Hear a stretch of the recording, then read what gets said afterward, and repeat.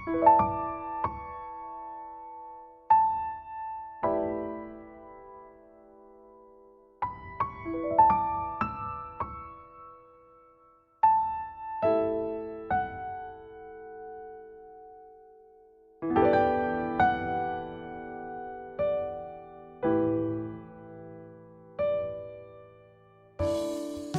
to the Flourish with Neural Retraining podcast. I'm your host, Madeline Lowry, founder of Twin Cities Neural Retraining and a certified MAP method practitioner specializing in anxiety and chronic health conditions. In episode 60, I'm going to describe the science, the biochemistry, behind mind-body medicine and how working with the emotions has an impact on chronic illness. This is based on the groundbreaking work of Candace Pert, PhD, as explained in her book, Molecules of Emotion. By the end of this episode, I'd like for you to have a better understanding about the molecules of emotion and their function, what happens when they are blocked, how that impacts disease states, and the value of emotion-releasing modalities like the MAP method in restoring the healthful flow of these important molecules. As always, we must disclaim that the information we share in the podcast is for educational purposes only. As MAP method practitioners, we do not diagnose or treat disease. Instead, we work with the person and the personality to optimize health. All right, are you ready? Let's get started. So to begin, let's talk a little bit about Candace Pert and who she was. Candace Pert, PhD, was an internationally recognized neuroscientist and pharmacologist. She was the former chief of brain biochemistry at the National Institutes of Health, or what's commonly called the NIH. She first became famous for her research as a PhD student, for finding the elusive opiate receptor in the brain, the human brain, in 1978. Her work from that time, the 1970s, 80s, and 90s, took place at Johns Hopkins, then at the NIH, where she spent 13 years, and then at Georgetown University. Sadly, she passed away in 2013. Her interest was in neurobiology and psychology, the biology of our thoughts and emotions.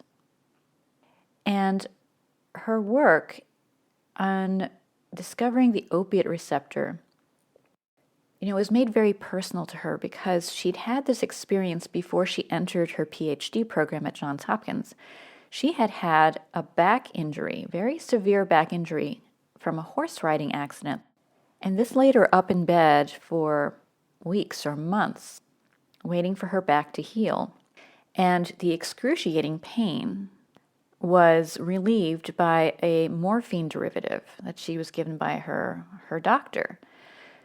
And so she had this personal experience of using an opiate-type drug to relieve her pain, but she noted that not only did it take away the pain really effectively, but it also created a state of euphoric bliss.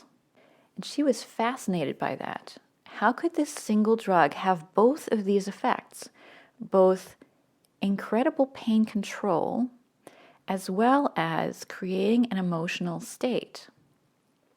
That was an insight that would drive her work. So once she found this opiate receptor in the brain in 1978, it was important for other reasons, of course. It was very important because at that time, there was the war on drugs. Pharmaceutical companies were looking for a target in the brain that they could develop drugs for that would be helpful in treating addicts. And the opiate receptor was the target that was needed. But once this opiate receptor was found in the brain, I think scientists had always known that it had to be there because otherwise these foreign chemicals, or what we call exogenous chemicals, like morphine, like street drugs, right? It had to have a place. They had to have receptors in order to be biologically active. Once she found the opiate receptor, this begged the question, our cells don't have receptors unless there is some natural chemical made by the body that is meant to act on that receptor. What was that natural chemical? This is what everyone wanted to know. It was important to find the natural ligand, the endogenous substance that created the same effect in the body. And so when that endogenous substance was found, it was named endorphin, which was the combination of the words endogenous morphine. This was the first molecule of emotion, the first recognition that a molecule made in the body had activity both biologically and also emotionally. So that's how Candace Pert began her work. And she spent the rest of her career publishing over 250 papers, documenting what she called the psychosomatic network. So she started to map out where these receptors were, and she found they weren't only in the brain, they were in the body as well. She also found that these molecules of emotion were not just secreted in the brain, they were secreted by cells of the body as well. And so what she found through her continued research over all of these years is that there's this orchestrated communication going on, a symphony of communication that's facilitated by these molecules of emotion between the brain and the body at all times that coordinate not only our emotional state, but also our physiology, the function of all the systems of the body. So, what are these molecules of emotion? Or what Dr. Pert later termed informational substances. She saw this psychosomatic network as a big informational network. These molecules of emotion had previously been classified as other things: hormones, steroids, neurotransmitters, growth hormones, interleukins, gut peptides, cytokines, chemokines, and growth inhibiting factors. There are hundreds of these informational substances made by the body. And, as was just described with the opiate receptor, there are receptors on all of our cells and all of our nerves that allow for this communication, this ongoing two-way communication between the mind and the body. If you imagine the cell, an average cell, and remember that the cell is the workhorse of the body, right? It is the basic unit of function. Every organ, every tissue, every body part is just a specialized collection of cells. So, if you take your garden variety cell, what Dr. Pert showed with her research is that these cell membranes are studded with receptors. Hundreds of thousands, millions of receptors. And there are at least 70 different receptor types on the average cell. And there can be 50 to 100,000 copies of a single type of receptor spread out all over the cell. The average nerve cell also has millions of receptors. I think you can see how the presence of certain molecules of emotion and the concentration, the relative concentrations of these different molecules of emotion are a determining factor in how the cells of the body function, right?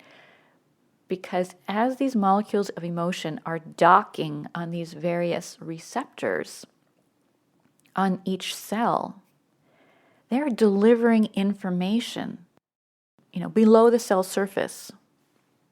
They are directing the function of the cell, how well or poorly it's able to function and sustain or maintain health.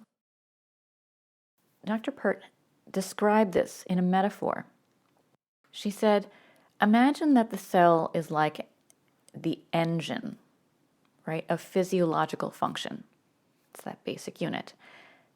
And that the receptors on its cell surface are like the buttons on the control panel of that engine. Then you could say that the molecules of emotion are like the fingers on the buttons that direct cellular function. And so this led to a new definition of mind, as Dr. Pert hypothesized or theorized. She felt that mind was no longer relegated to the brain. When she understood the scope of this two-way communication, this communication system of the body. So she described mind as the flow of information between brain and body. And so this suggests a new definition of health, which is the maintenance of homeostasis being balance in all physiological functions, by the free flow of the molecules of emotion. Now, I should mention that Dr. Pert's work resulted in the founding of a new field of science. She's one of the founding scientists behind the field of psychoneuroimmunology, which is the study of how the psyche, our thoughts and emotions, affects the nervous system and also the immune system, immune function. But Dr. Pert preferred a different term because she felt that there were really four major systems that should be included in this field of study. Her term for it was psychoneuroimmunoendocrinology. So, the connection between the psyche, the nervous system, the immune system, and the endocrine system, which is the hormonal system. If you understand this metaphor that we just described, every cell of the body is involved in this symphony, this careful coordination, right? And so we could keep adding ologies, right, to this science of psychoneuroimmunology or psychoneuroimmunoendocrinology, however, whatever you prefer. We could add all the ologies because through our circulatory system, through the blood and the fluids of the body, there is a constant flow of these chemicals, these neuropeptides, or what she called the molecules of emotion, that is coordinating the function of all of our systems. There is no end to it. There is no end to the definition. It simply encompasses all that we are, mind and body. Dr. Pert's research also found that this communication network, what she called the psychosomatic network, was something that could be found all the way back to the most primitive, evolutionarily speaking, organisms, like primitive fish, and then all the way up the food chain, right, to the chimpanzees, the gorillas, and man. And this suggests that this communication network, this manner of coordinating biological function within an organism, is a very primary and essential function because it has been conserved throughout all of these levels of evolution.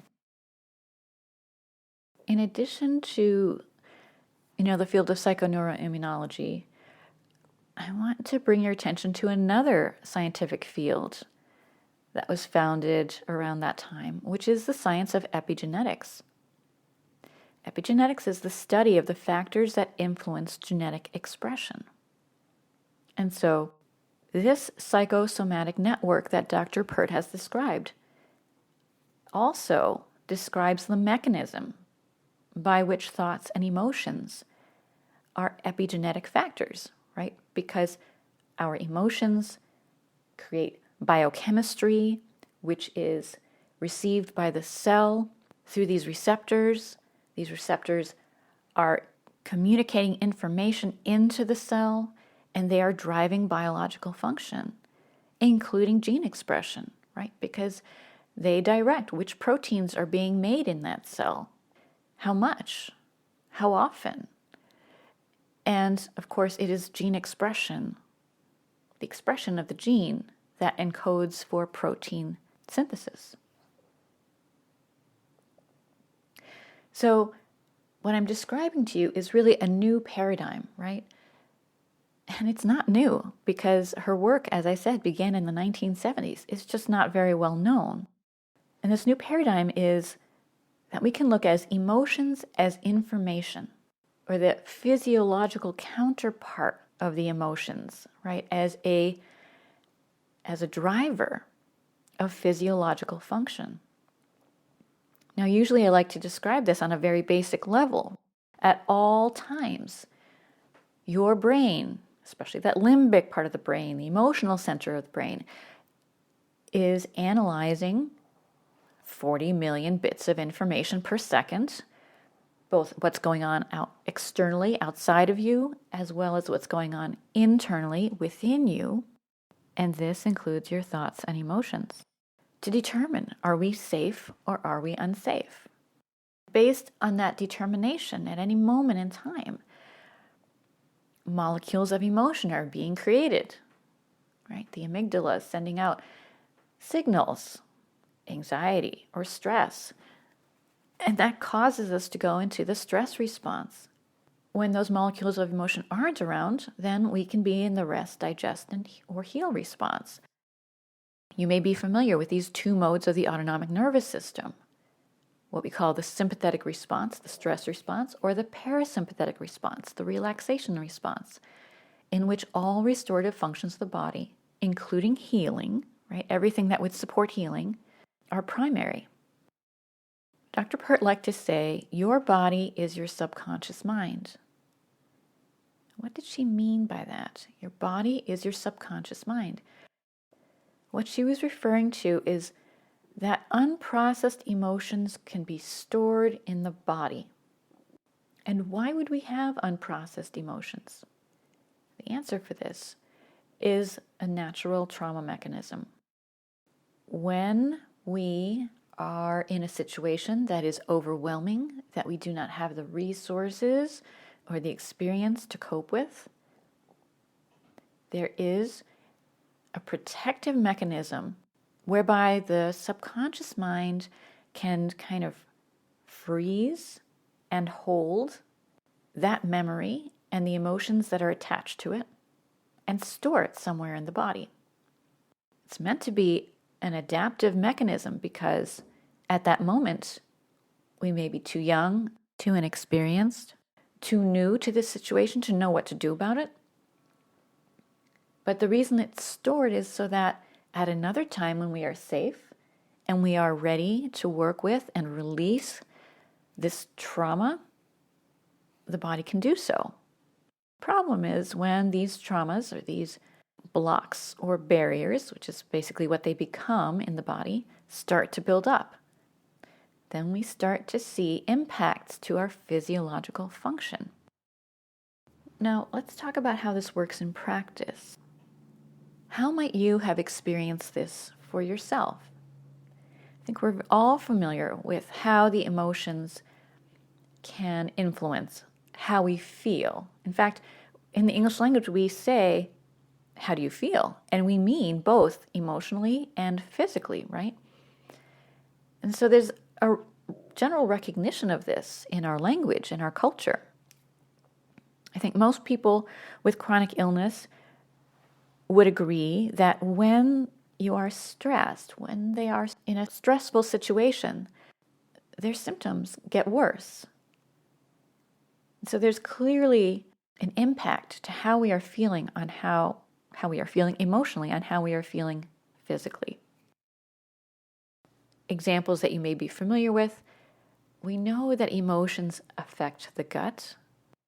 You've undoubtedly had the experience of being nervous, maybe before a presentation, feeling what we call butterflies in the stomach. You may have felt very stressed, maybe before, taking finals or some important exams, right? And we feel what we describe as knots in our stomach. We know that how we are feeling emotionally can also affect motility or lack of motility. The effect of emotions on the skin is also obvious. When you feel embarrassed, many of us feel a kind of flushing happening, maybe on your neck or your chest or your face. This flushing, again, it's evidence of the molecules of emotion on the vascular system, right?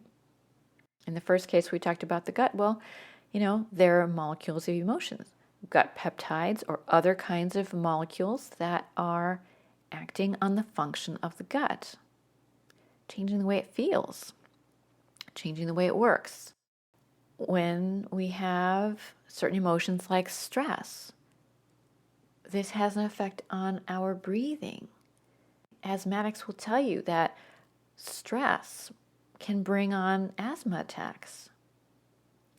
Stress can change our pattern of breathing to be more shallow or more labored. We also know that certain emotional patterns, we call them personality traits, influence the kind of diseases that we are susceptible to. And so if you think about, personality traits being a kind of code for the habitual ways that we emotionally respond to circumstances in our lives, that would be the underlying factor behind, which molecules of emotion are being created and secreted in response to those stressful situations. We know that the type A personality, who is more intense, more competitive, more impatient, more aggressive, they're prone to certain types of diseases: heart disease, vascular disease, heart attacks. The type C personality tends to be very self-sacrificing, unassertive, not given to anger, people-pleasing. This is the type of personality that's correlated to other kinds of chronic health issues, among them cancer. Now, there's another dimension to this that I would like to mention. And this is specific to the instance of infections. I'm going to be talking about Candace Pert's work from the 1980s, but this has implications for right now with COVID-19. When we think about something like infection, viral infection, bacterial infection, or otherwise, why is it that when a group of people is exposed to a virus or to a bacteria, there can be some individuals that don't get sick and others that have a more severe or prolonged illness? I think it's important to understand that the simple introduction of an infectious agent into the body, whether it's virus, bacteria, fungus, or whatever, is not enough alone to make you sick. It's more complicated than that. Again, your state of health affects how susceptible you are to getting sick, how severe the symptoms will be, and how long the duration will be. Will you recover in a week, 2 weeks, 2 months, or will you have chronic ongoing symptoms? Candace Pert explains it this way. Viruses use the same receptors as neuropeptides to enter a cell. And depending on how much of the natural peptide is around and available to bind, natural peptide here, she's talking about molecules of emotion, right? So depending on how much of the natural molecule of emotion is around and available to bind to those receptors, right, the virus will have a harder or easier time getting into the cell and infecting it. So this is kind of profound, right? Because what it suggests is that our emotional state has something to do with how susceptible we are to infections and the promptness of our recovery. Now, as I said before, in the 1980s, when she was doing this work, we had a different epidemic going on. It was the AIDS epidemic. And at the beginning, we didn't really understand what was going on. And certainly there were no drugs, no therapies available for treatment. Eventually, the AIDS virus was identified, it was sequenced, and it was found that the AIDS virus infected lymphocytes, certain kinds of immune cells, using a certain kind of receptor, the T4 receptor. And remember what Candace Pert said, viruses use the same receptors as neuropeptides. Viruses use the same receptors as molecules of emotion to enter a cell. So viruses don't just slash their way into a cell, right? That would defeat the purpose. Because what a virus wants to do is to inject its RNA or its DNA into the cell and co-opt that cell, right? Kind of take over its function, kind of hijack it to make copies of that RNA or DNA. And then when the cell dies of apoptosis, these fragments of RNA and DNA flood the body and infect other cells, right? So the virus wants to use the cell's ability to replicate in order to increase the infection load on its host, us. So slashing your way into the cell wouldn't be the way to do it. So viruses are much more sly than that. And this was not known until Candace Pert's work on this. Viruses use the same receptors as our own molecules of emotion. They dock in the same docking stations. Therefore, your emotional state and your health in the sense of how free-flowing are the molecules of emotion in your system, Are you repressing or suppressing certain emotions so that they are not available? Those molecules of emotion aren't available to compete. This has a bearing on how likely you are to become sickened and how long or how severe your illness will be. So back to AIDS. It was found at that time that severe depletion of lymphocytes was a sign of the presence of the AIDS virus. Why was that? Because the AIDS virus was infecting the lymphocytes using the T4 receptor. In doing so, it was undermining the immune response, right? It was knocking out these lymphocytes. And that is why the immune function of AIDS patients was becoming so dysregulated that they were dying of opportunistic infections that ordinarily wouldn't have been life-threatening. It was also noted that AIDS patients were experiencing neurological effects, what they called neuro-AIDS. Dementia, memory loss, neuropathies, depression. Now think about this, right? There are parallels to what is going on today.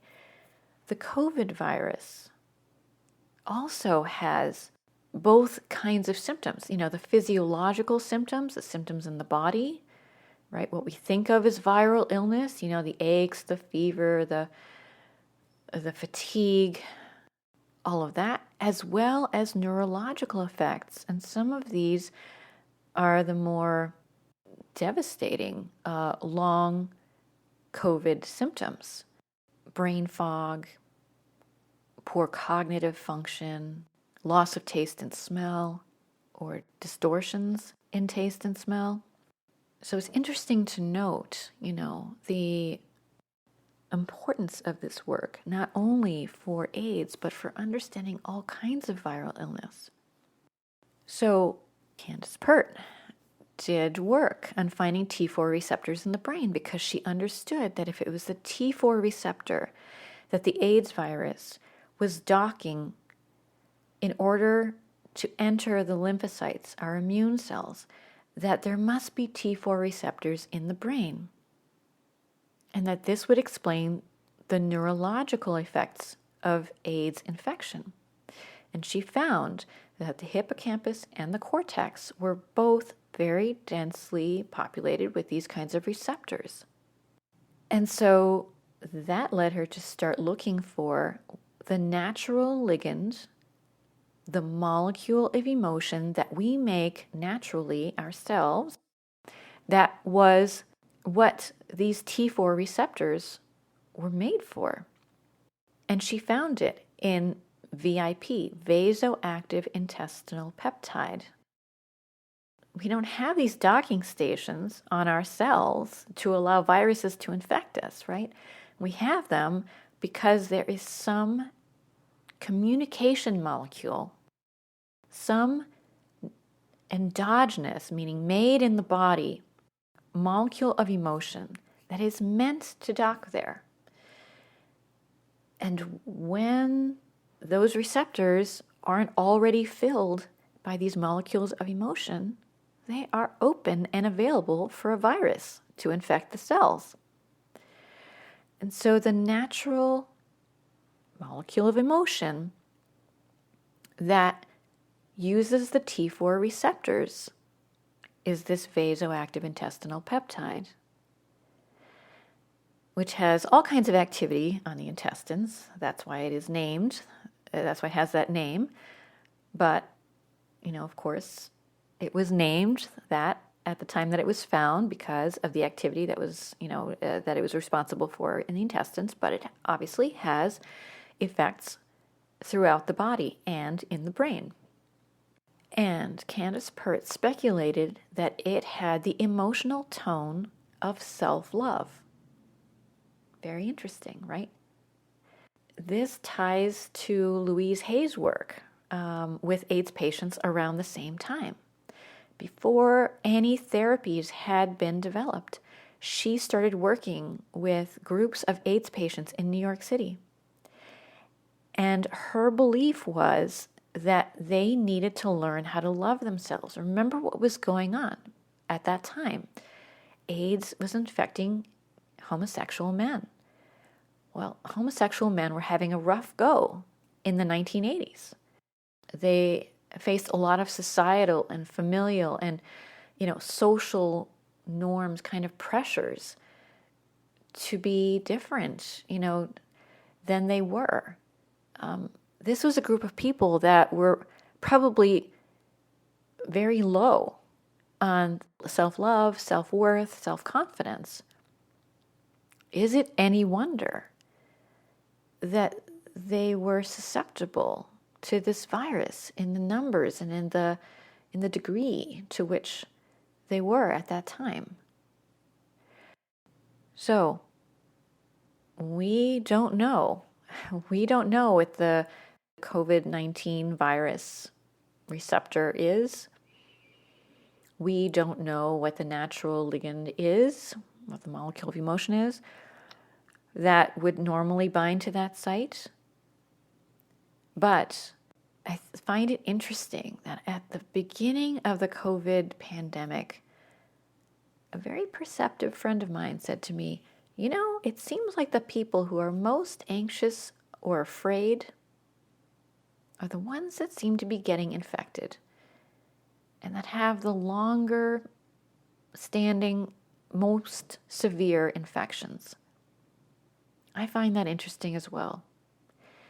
And maybe one day science will come to show that a lack of inner peace or security is the tone of the molecule of emotion that would ordinarily compete with COVID-19. Think about this. Think about the implications of this for other chronic infections, chronic EBV, chronic herpes viruses like CMV, varicella. I think this work is very suggestive for how working with the emotions, how working with the psyche, how working with the mind can be an effective way of creating the conditions in the body that can foster healing, recovery, and improvement in the function of the immune system. So just a little side note, when I created my Map for COVID Long program, it was after reading how anti-anxiety drugs were being used to reduce the severity and the duration of COVID infections. And so the program is built on an understanding of emotions, reducing the negative emotions like anxiety, depression, fear, is an important way of promoting self-healing when it comes to a chronic, long-term infection, whether it is COVID, Epstein-Barr virus, or anything else. So let's talk a little bit about how a modality like the MAP method can be helpful. So as I just described, the MAP method is a very effective method for working with the emotions. With the MAP method, in each session, we are looking for subconscious sources of stress, and this includes subconsciously held or repressed emotions. Many times during a session, people will tell me, that they felt a huge release of some negative emotion. Anger, guilt, shame, sadness. And so one of the ways that the MAP method is helpful is simply by using the power of the subconscious mind to identify these trapped stores of emotion associated with traumatic events from the past.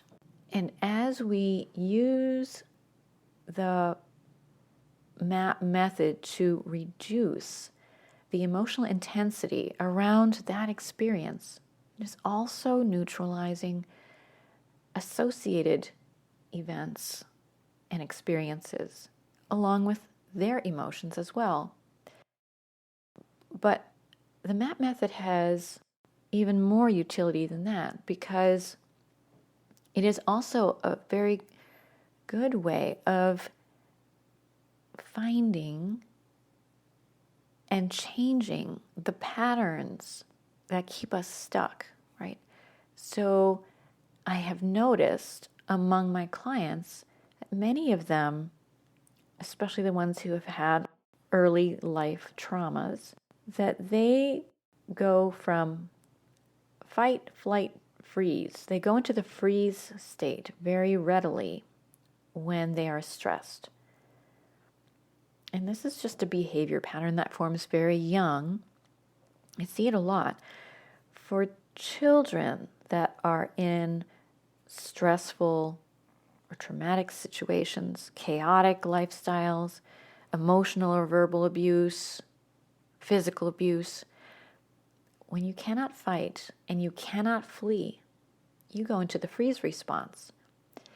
And what happens is that becomes the habitual response to stress. What happens when we go into the freeze response? Well, it's a little like what I was describing before. The body stores the trauma and the emotions that are connected with it.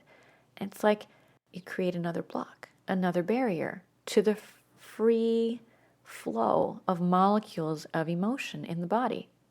Now, if there's one thing I want you to take away from this podcast episode, it's that we need to have free-flowing molecules of emotion in order to maintain homeostasis. Homeostasis meaning balance between all the systems of the body. Because this is what fosters health. When we have, habitual patterns of behavior or ways of dealing with stress, like repressing or suppressing our emotions, maybe we were taught never to show sadness. Sadness was not allowed. Never to show anger. Anger was not allowed.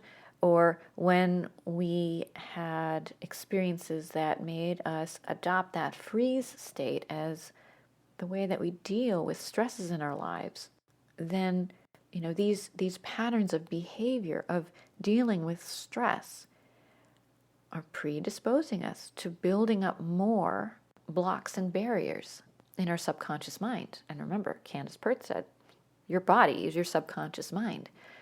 The blocks and barriers are being held somewhere in your body. Where? Well, it just depends on which systems of your body have weaknesses. But these are building up and blocking the free flow of the molecules of emotion that are critical, that are foundational to our health. So I hope that's really clear. So MAP is an energy-based modality, and one of its strengths is releasing stuck emotions. Remember, emotions themselves are energy in motion. Each emotion can be likened to a frequency in the body, right? So energy modalities, like we've seen that EMDR, tapping, right? These are energy psychology modalities that have been used traditionally to free stuck or trapped emotions, to resolve the effects of trauma, emotionally, mentally, and physically. Well, MAP is the next generation energy psychology method, and it is, I would say, gentler than EMDR and goes deeper than tapping to accomplish the same thing.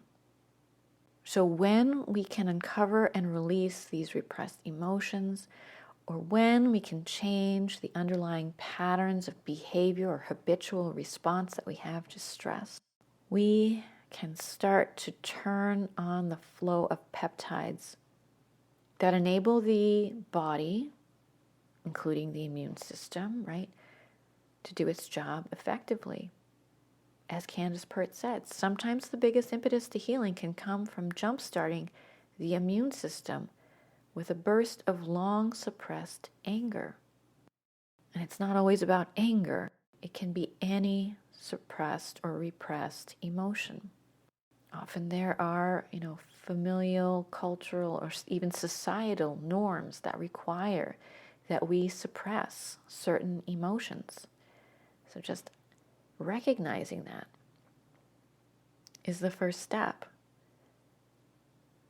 And then, with that awareness, right, being able to identify the emotion, where it is stored in the body, and being able to release it without giving it power.